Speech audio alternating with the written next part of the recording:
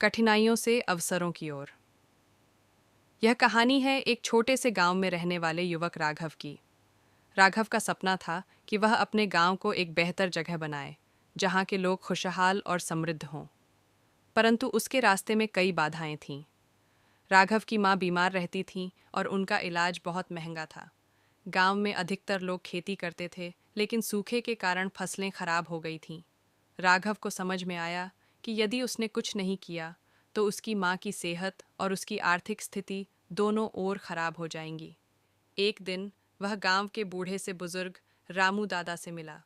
रामू दादा ने उसे बताया कि बेटा, कठिनाइयां जीवन का हिस्सा हैं, परंतु इन्हें अवसरों में बदलने की सामर्थ्य केवल तुम में है।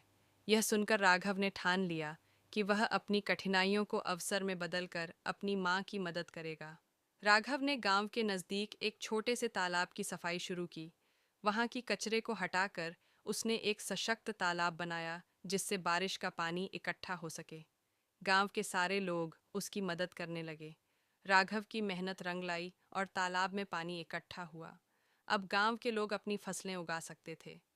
इसी बीच राघव ने गांव में एक सहकारी समिति का गठन किया। उन्होंने गांव के युवाओं को एकत्र किया और उन्हें बताया कि यदि वे एक साथ मिलकर काम करेंगे तो उनकी समस्याएं हल हो सकती हैं। राघव ने खुद की पढ़ाई जारी रखी और गांव के बच्चों को भी पढ़ाने का बीड़ा उठाया। चुनौतियों ने राघव को मजबूत बनाया। उसकी मां का इलाज अब संभव हो गया था और गांव की खेती भी पुनर्जीवित हो गई थी।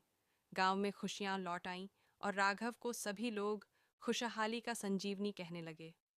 राघव की कहानी हमें याद दिलाती है कि जीवन में मुश्किलें अक्सर हमें मजबूत बनाती हैं, और यदि हम धैर्य रखें तो हर चुनौती हमारे लिए एक नया अवसर बनकर आ सकती है।